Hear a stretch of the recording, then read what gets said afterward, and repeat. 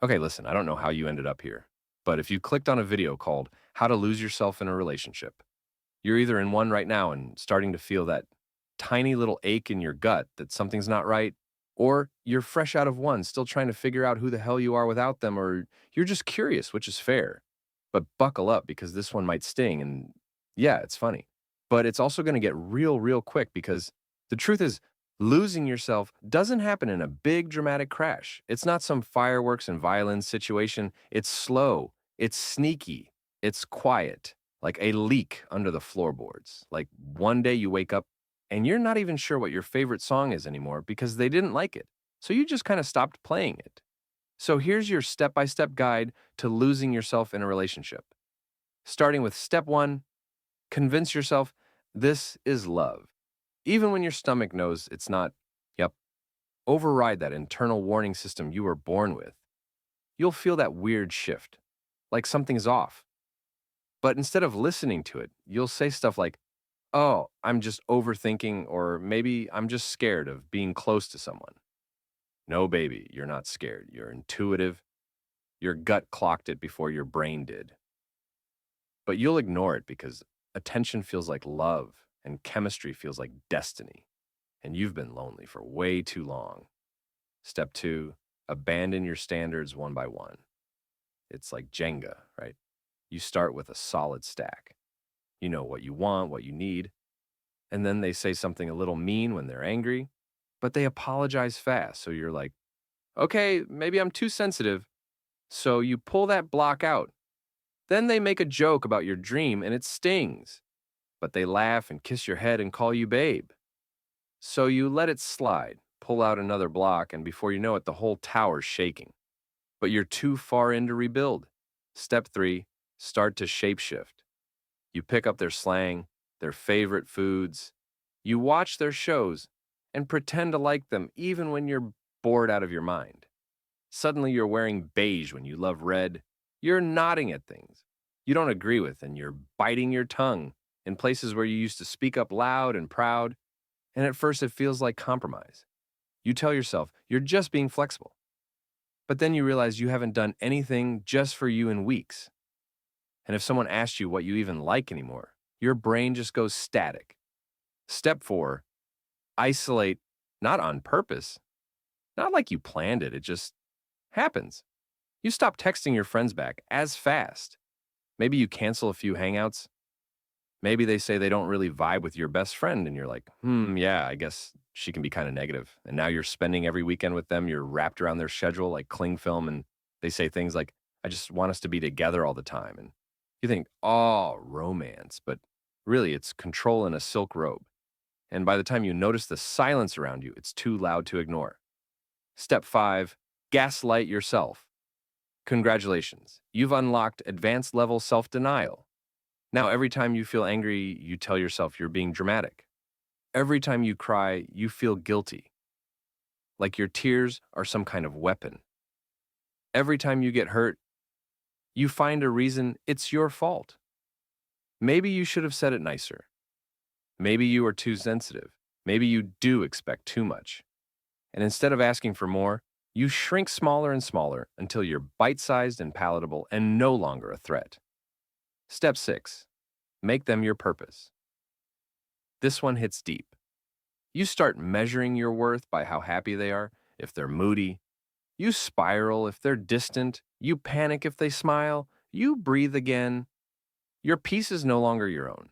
It's leased out to their moods. And you tell yourself, this is just being in love. But love doesn't require self erasure. Love doesn't turn you into a mirror. Love doesn't make you forget you had a life before them. And it sure as hell doesn't make you afraid to imagine one after step seven. Stay even when you know you shouldn't, because it's easier to stay in the wrong thing than face the emptiness of nothing at all. Because you've poured so much of yourself into them, you're scared you won't recognize what's left, and maybe they're not all bad. Maybe they have good days. Maybe they love you in their own way.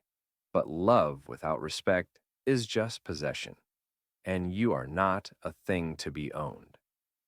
And even if they never hit you or scream or cheat, Emotional erosion is still violence. It's just slower and harder to prove. Slower.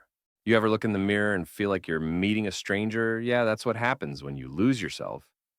It's not some cinematic collapse.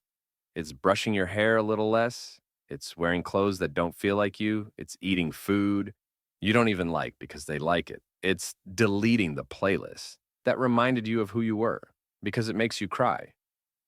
Now it's laughing at jokes that don't land and calling it compromise. And it's saying, I'm fine when you're breaking inside because you don't want to ruin the vibe. It's forgetting how loud your laugh used to be because now you're always on volume two. And I know some of you are going to say, but Sam, relationships require sacrifice. Sure, yeah, but if the only person sacrificing is you, that's not love, that's martyrdom. And if they love the version of you that came pre shrunk and edited, they don't love you, they love control. And if you don't know how to be alone, you will settle for crumbs and call it a feast. The hardest part about losing yourself is that you don't even notice it happening. It's like a magic trick. You volunteer to be sawed in half. And when the show's over, no one claps because they think that's just how you are now. And you believe it too. You believe the quieter, softer, less lit up version of you is just maturity. No, it's not maturity. It's mourning. You are not crazy for missing your old self. You're not selfish for wanting space. You're not difficult for needing boundaries. You're not too much for asking to be seen. And if someone makes you feel like loving you is hard, it's because they're lazy, not because you're unlovable. So, here's what I want you to know. It is better to be alone and whole than together and hollow. It is better to sit with the ache of absence than the ache of self abandonment. It is better to rebuild than to rot politely. It is better to risk being called selfish than to keep bleeding for someone who won't even notice. If you're listening to this at 2 a.m. with swollen eyes and a half eaten dinner next to you because you couldn't stomach eating after another fight, just know you are not weak for staying, but you are strong enough to leave. And you are not crazy for loving them, but you are worthy of someone who loves you back in full, not in fragments. You don't need to become someone else to be loved. The right person won't ask you to fold yourself into a paper crane just to fit into their pocket. The right person will see you in your full volume and still reach for you. Not because you're convenient, but because you're you. And if all this hit a little too hard, maybe it's time to stop shrinking. Maybe it's time to stop performing. Maybe it's time to come home to yourself. And remember, you were whole before them, and you'll be whole after, and I don't know who needs to hear this.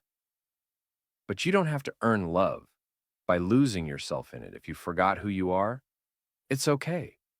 Just start by remembering what made you laugh, what made you dance, what made you cry, what made you you. And if your heart wants to speak, now let it speak. You never know who else needs to hear it too.